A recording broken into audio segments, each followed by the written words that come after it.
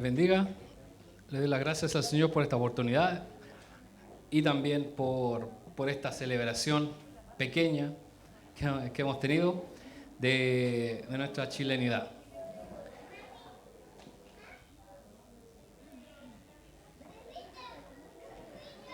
Y quisiera comenzar preguntándoles, si usted sabe, hermano, cuál es el peligro que usted tiene en comprar cosas del comercio no establecido. Usted sabe que se arriesgan muchas cosas. Pueden salir malos o defectuosos. Y el problema es que no hay dónde reclamar. O si usted encuentra a la otra persona se va a llenar de excusas y finalmente no va a haber ninguna solución. Cuando usted compra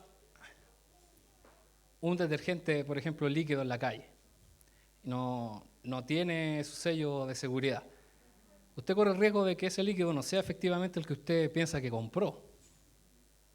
¿O sí? No tiene la seguridad. Puede ser que sí, y está bien, pero también está el riesgo de que no lo sea, o que esté diluido con agua o para poder hacer rendir. Bueno, y ese producto es lo que se llama que está adulterado, porque no es efectivamente el que se ofrece. Fue cambiado por uno de buena calidad a uno de calidad media o mala incluso. Y eso es un engaño. Lo mismo para todo producto que no tenga sus sellos. Usted corre ese riesgo. Por ejemplo, los champús, los jabones, los aerosoles, todo eso está proclive a que sea rellenado. Por eso uno tiene que tener cuidado con esas cosas, con la adulteración. Y otro ejemplo, hermanos, son las compras por internet a personas naturales, no a empresas. Y cuando usted le compra por internet, esa persona le manda un voucher, ¿cierto? O una boleta. Y ese voucher muchas veces está adulterado, es falso. Y se han hecho está lleno de estafas de esa forma.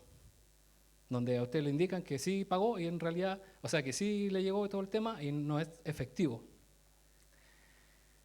Y a eso se le llama que está también adulterado el documento, con la información modificada que hace creer que es algo verdadero. Y esto pasa todos los días. A usted y a mí nos llegan mensajes de Correos de Chile, por ejemplo, indicándole que su paquete está retenido en aduana. ¿Y cuándo uno ha comprado? ¿Le han llegado mensajes de bancos que usted no tiene? Obviamente todo eso es un fraude. En el primer ejemplo, en el ejemplo del detergente, lo que está adulterado es el producto. Y en el segundo tenemos documentos adulterados. Y ambos con el único objetivo de generar un engaño. Porque si usted supiera que eso no es lo que se dice ser, usted no lo compra, ¿o sí? Aunque a veces uno dice, yo sé que no es tal, pero por el momento, puede ser. Pero la mayoría de las veces es un engaño. Y la Biblia menciona un pecado que se llama el adulterio, que tiene que ver con la adulteración de cosas, con la modificación. ¿Por qué se llamará ese pecado adulterio? Porque el adulterio como pecado destruye el matrimonio, lo original, lo verdadero, lo adultera, lo transforma.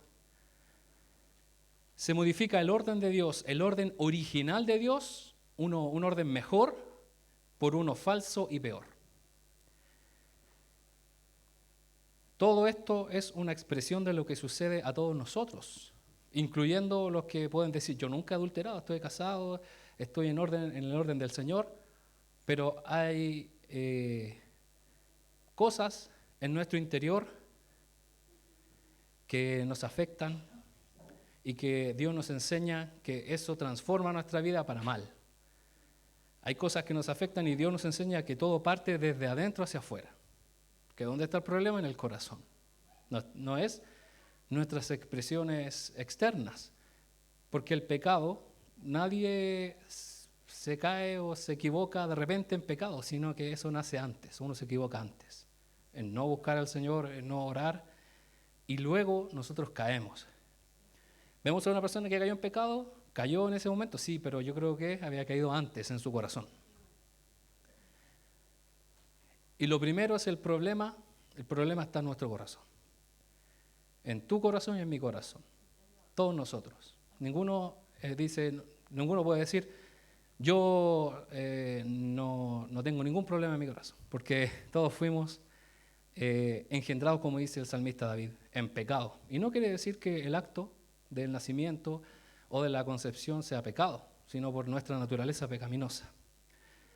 Quisiera que pudiéramos ir al libro de Santiago, capítulo 4, vamos a leer desde el 1 al 3, y vamos a ver cómo el apóstol Santiago nos aclara el problema que todos tenemos. Santiago 4, 1 dice: ¿de dónde vienen las guerras y los pleitos entre vosotros? ¿No es de vuestras pasiones las cuales combaten en vuestros miembros?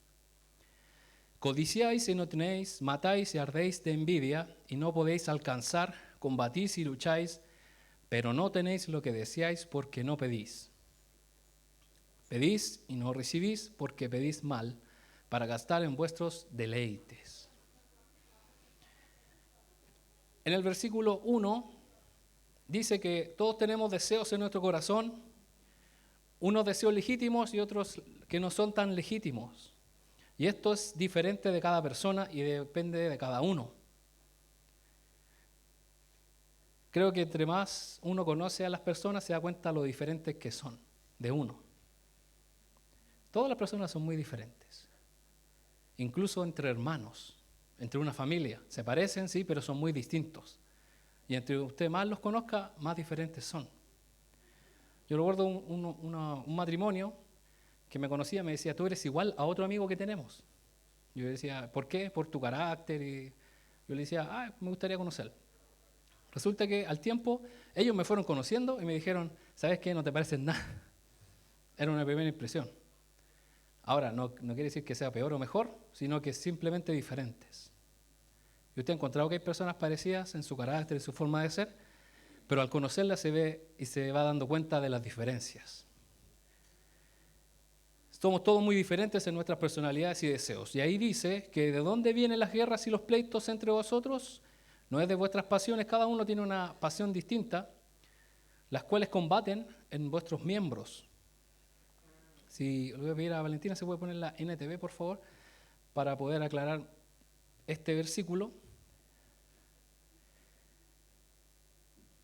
Hay personas que son muy talentosas e ingeniosas.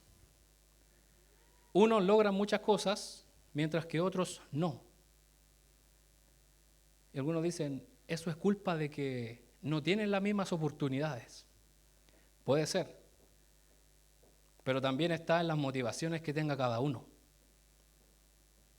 Porque hay personas que son talentosas, Dios les ha dado habilidades especiales y le sacan el provecho, insisten, le sacan el provecho hasta que son levantadas en alto, les llega el éxito, son reconocidas, mientras que otros teniendo las mismas capacidades no lo logran, y es simplemente porque no tienen el deseo de llegar a ese punto, porque todas las personas son distintas.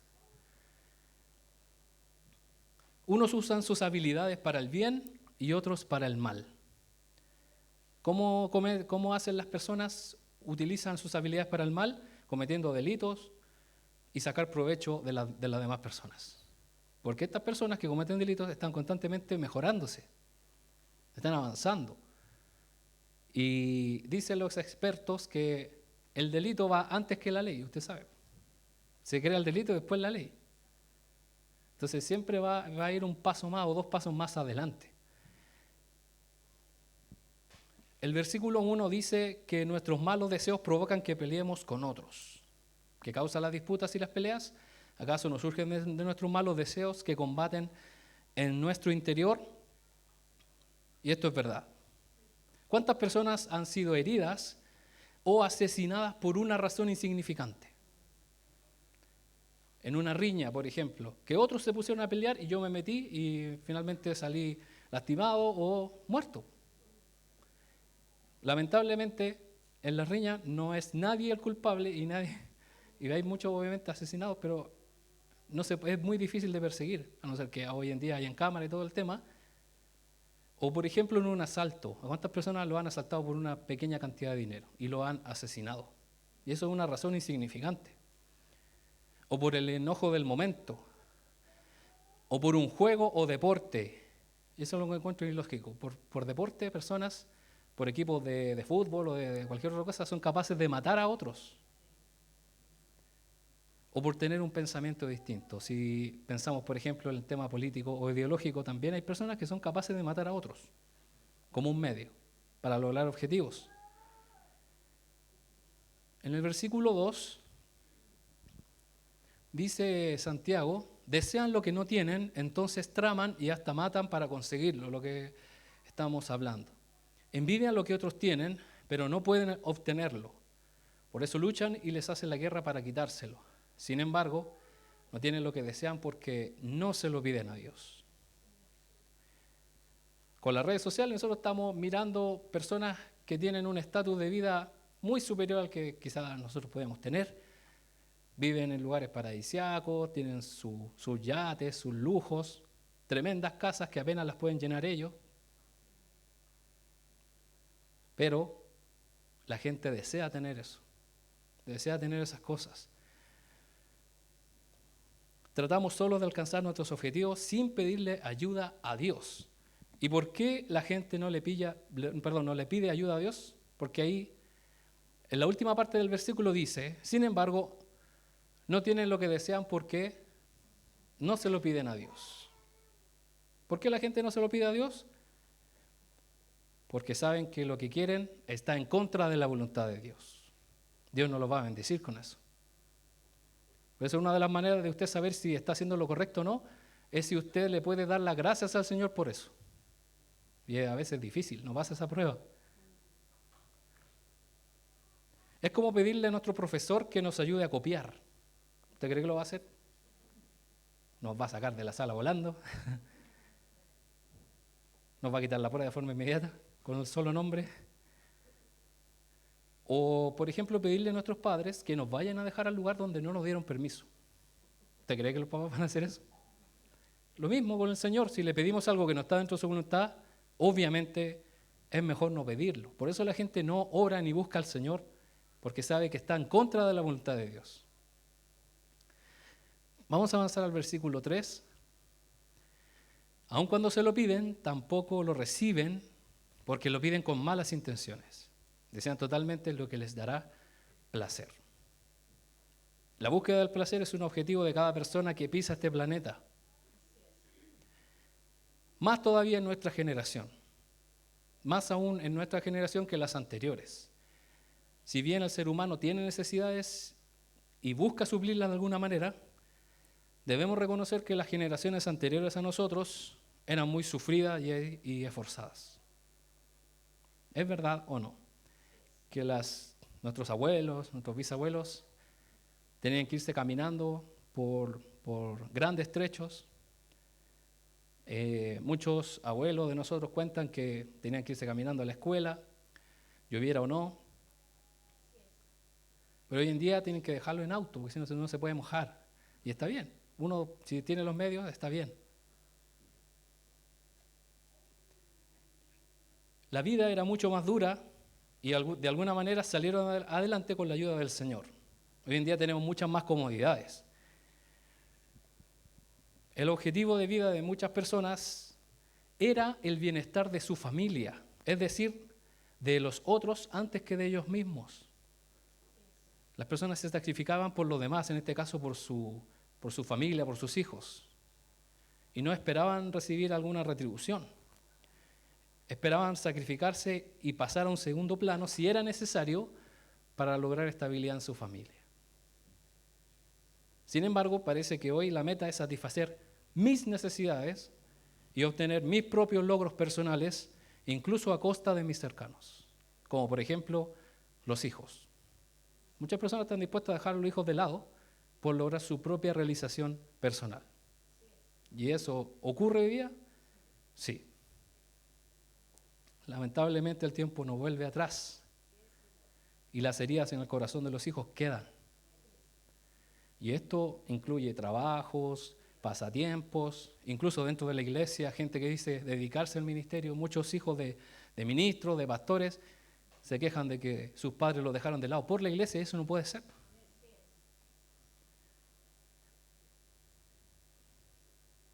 Y es por eso que hay tanto recelo en los jóvenes de hoy. Y el apóstol Santiago continúa ya no solamente con el problema. Acabamos de leer el problema. ¿Cuál es el problema? Nuestro corazón. Y ahora pasa a lo segundo, que son las consecuencias de buscar nuestros propios objetivos y no los de Dios. En el versículo 4 dice, adúlteros. Aquí aparece la palabra que le había mencionado. ¿No se dan cuenta de que la amistad con el mundo los convierte en enemigos de Dios? Lo repito, si alguien quiere ser amigo del mundo, se hace enemigo de Dios. ¿Conocía este versículo? Sí. No es muy tocado, no es muy tomado, porque genera escozor. Yo lo conozco también por una canción cristiana que habla de esto, pero finalmente hay algunas palabras más duras o más fuertes que otras, y en este caso esto es algo tajante. O es uno amigo de Dios o uno es enemigo de Dios, no hay un término medio.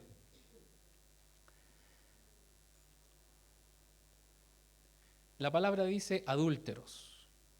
Y yo puedo decir, yo nunca he adulterado, pero me están tratando a mí de adúltero, ¿cómo es posible? Y se trata del corazón. Adulterar es alterar o eliminar la calidad o pureza de una cosa añadiéndole algo que le es ajeno o impropio. ¿Y qué es ser amigo del mundo? Es desear lo mismo que desea el mundo. No hay ninguna diferencia entre la gente que no tiene a Dios en sus deseos y los que sí tienen a Dios en sus deseos. Eso es hacerse amigo del mundo, que son dos cosas totalmente opuestas. El mundo desea alcanzar el placer a costa de otros y en desobediencia a Dios. La gente es capaz de mentirle en la cara a sus propios familiares, a la gente que ama con tal de obtener un beneficio. Y nuestro país conoce de casos de estafas de personas muy cercanas y familiares, y hoy en día esas personas están en Malta, por ejemplo. Y si no sabe ese caso, investíguelo, pero la sinvergüenzura es demasiado. ¿Por qué? Porque el mundo quiere obtener el beneficio sin importarle a los demás. Mientras que ser amigo de Dios es desear que encontremos el placer en agradar y obedecer sus mandamientos. ¿Ha tenido la gracia, la dicha de servir al Señor y de sentirse contento, realizado? Recuerdo que cuando los jóvenes nos organizamos para salir a predicar, el primer día cuesta mucho porque uno tiene que romper miedos, cosas que la gente vaya a decir, pero cuando una persona reacciona bien a la palabra, uno se siente recompensado.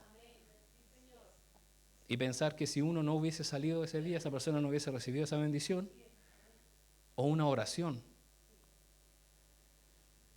Y vemos cómo el Señor obra para que nosotros también nos sintamos bendecidos.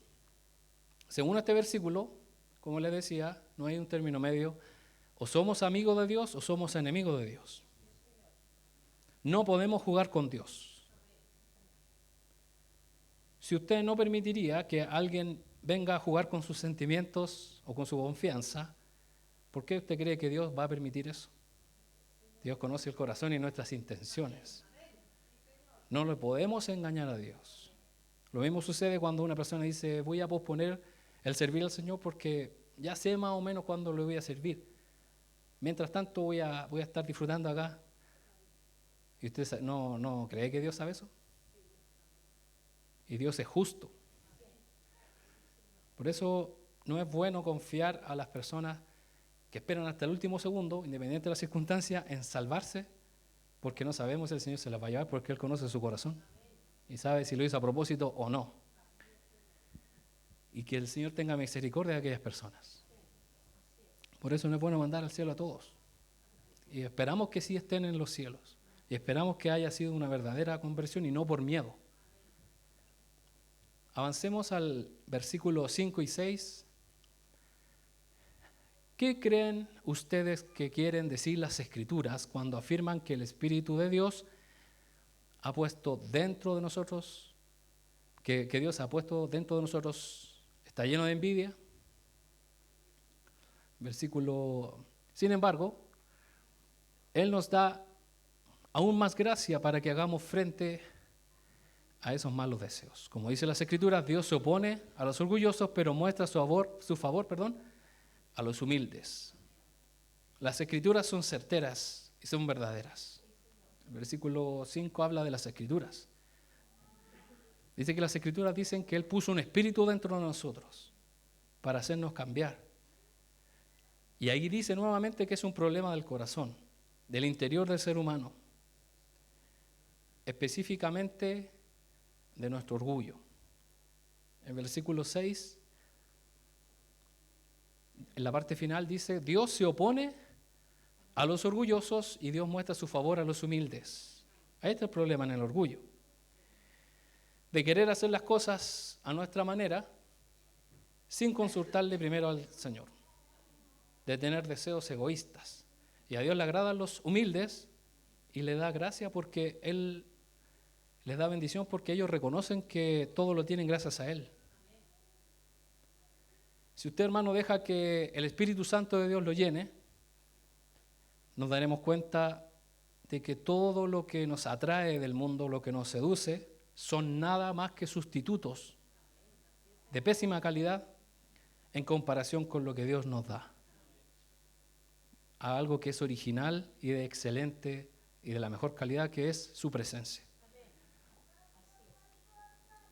Y en esto nosotros, hermanos, debemos hacer un análisis. ¿En qué ocupo mi tiempo? ¿En algo que es de provecho o algo que es pasajero? Podemos pasar horas haciendo otras cosas. Y como lo conversábamos el martes, en el estudio estamos hablando sobre la oración. Una hora es mucho orando, pero una hora no es nada viendo una serie, estando en internet o yendo al mall. Una hora no es nada. Pero para orar es demasiado. Eso ya es de un monje budista que está ahí en el Himalaya. Ahí sí. Y ahí nos damos cuenta que perdemos el tiempo en muchas cosas. Y reemplazamos un sustituto que es de pésima calidad por la presencia del Señor. Luego el apóstol Santiago sigue conversando, sigue hablando y nos dice acerca de la solución. Y aquí está la solución en el versículo 7. De ahí en adelante parte con la solución que este apóstol es inspirado por el Señor para darnos estas respuestas. Y dice, así que humíllense delante de Dios, resistan al diablo y él huirá de ustedes. Lo primero que debemos hacer es humillarnos delante del Señor. Humillarse es reconocer que no podemos solos. Hay cristianos que pasan tiempo con el Señor, oran y todo, y ya se sienten capaces solos, incluso, de derrotar al enemigo. Yo recuerdo que hubo un tiempo en que había gente que salía, espero que todavía no lo haga, que se ponía a orar y salía a la calle a expulsar demonios, así como buscando pelea. Y esa no es la voluntad del Señor. Jesús nunca hizo eso. Simplemente se encontraba con ellos y el Señor los sanaba. Por lo tanto, humillarse es reconocer que no podemos solos, que necesitamos de Dios para vencer. Y hay personas que se les suben el humo a la cabeza, al ego, y ellos decretan, ellos declaran cosas, y lo que debemos hacer es pedirle a Él, que Él lo haga. En la guerra espiritual que se libra entre Dios y Satanás, nosotros sabemos quién va a ganar. Incluso el enemigo sabe que va a perder. Sin embargo, Él se esmera para convencernos que nos unamos a Él, y Él nos trata de convencer de que no va a haber consecuencias. ¿Se ha fijado usted que de repente cae en pecado y no pasa nada? No me cayó un rayo del cielo. No se confunda, este no es Zeus, es Dios. Y por su gracia no hemos sido, dice la Biblia, consumidos. Ese es el Señor del cielo y de la tierra. Pero sí habrá consecuencias. Usted puede pedirle perdón a Dios, puede clamar al Señor, puede pedir por un espíritu nuevo, pero las consecuencias van a venir.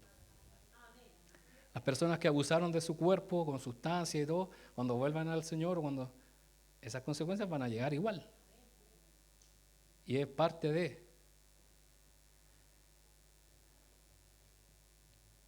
Él va a tratar de convencernos de que no va a haber consecuencias, pero podemos resistirlo con el poder del Espíritu Santo. Dice que resistan al diablo y él huirá de ustedes. Y así es. Cuando usted ora, busca al Señor, eso sucede. Y él dice que huirá, arrancará kilómetros. El versículo 8 también nos da otra solución y es: acércate a Dios. Acérquense a Dios y Dios se acercará a ustedes. Lávense las manos, pecadores. Purifiquen su corazón porque su lealtad está dividida entre Dios y el mundo. Acercarse a Dios es tomar la determinación de hacerlo. Si usted tiene la bendición de tener una persona cerca, de que siempre le esté diciendo, ora, busquemos al Señor, esa es una bendición porque va a llegar el momento en que no va a estar. Y usted tiene que buscar al Señor solo o sola, sin que le estén diciendo. Y eso se llama madurez.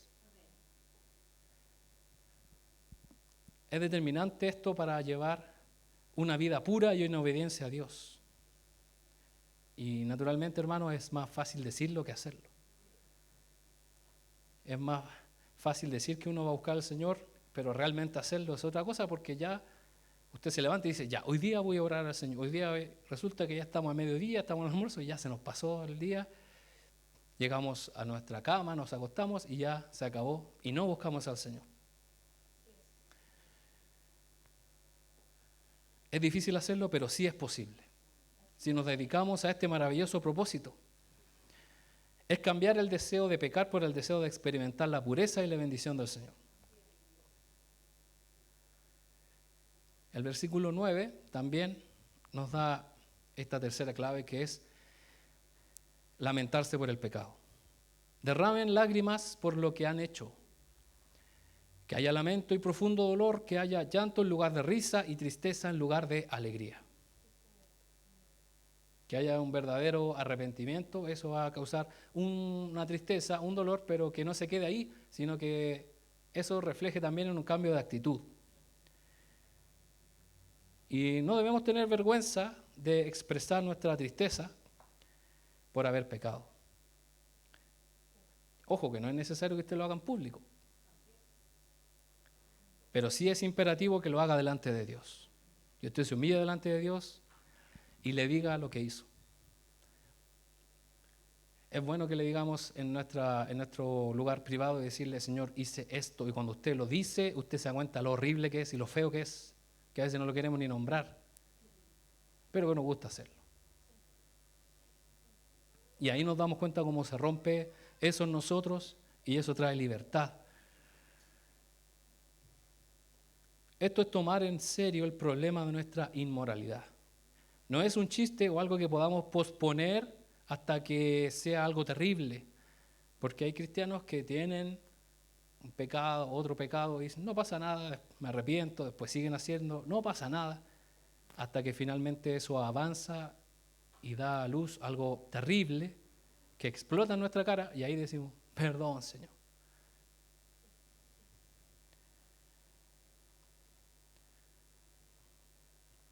Lamentablemente actuamos así, reaccionamos solo cuando las consecuencias del pecado se nos vienen encima. Sí, ahora sí voy a buscar al Señor. Perdóname, Señor, perdóname. Y no debemos esperar hasta que suceda eso. Como cuando los padres les hablan a los hijos, 1, 2, 3, 4, 5, hasta que ya se pone de pie, viene el juicio sobre ese niño. Ahora sí. Se da vuelta el papá. Muchas veces actuamos así con el Señor. Y no esperemos, hermano, que vengan las consecuencias de esos pecados. Y piense y recuerde, hermano, que solo por su misericordia no hemos sido castigados. Porque el mismo Dios del Antiguo Testamento es el mismo Dios de hoy. El mismo Dios que daba un juicio donde se abría la tierra y se comía a aquellos que habían pecado, como también es el mismo Dios que trae juicio sobre una pareja que le miente al Espíritu Santo, que es Ananías y Zafira, y estamos en la época de la gracia. ¿Y qué pasó con ellos? Fueron muertos de forma inmediata. Por eso solamente por la gracia del Señor estamos salvos y vivos, y nos da otra oportunidad de cambiar. Finalmente, hermanos, el versículo 10 nuevamente nos repite: humíllense delante del Señor y Él los levantará con honor. Humíllense delante del Señor. Humillémonos delante del Señor. Y esto significa reconocer que nuestra dignidad proviene de Él, que todo lo que tengo, todos nuestros logros provienen del Señor y no son míos. No es que usted se lo haya propuesto hacer, el Señor se los entregó. Y el Señor le dio sabiduría para poder alcanzarlos. Le dio salud, porque si usted estuviera enfermo no podía ni levantarse para alcanzar lo que hasta ahora tiene. Y Él nos da una promesa que dice que Él nos levantará con honor. A pesar de nuestras faltas y de nuestros errores, de no merecer el favor del Señor, Él nos promete que si nos humillamos, Él nos va a dar honor. Él nos levantará. ¿Y usted, hermano, se ha sentido indigno del Señor? Que eso no lo detenga. Porque el que lo va a dignificar va a ser Él, no usted. Por lo tanto, humillémonos delante del Señor y Él cambiará aquellas cosas que están en nuestro corazón. Les invito, hermano, a que pueda cerrar sus ojos y vamos a orar.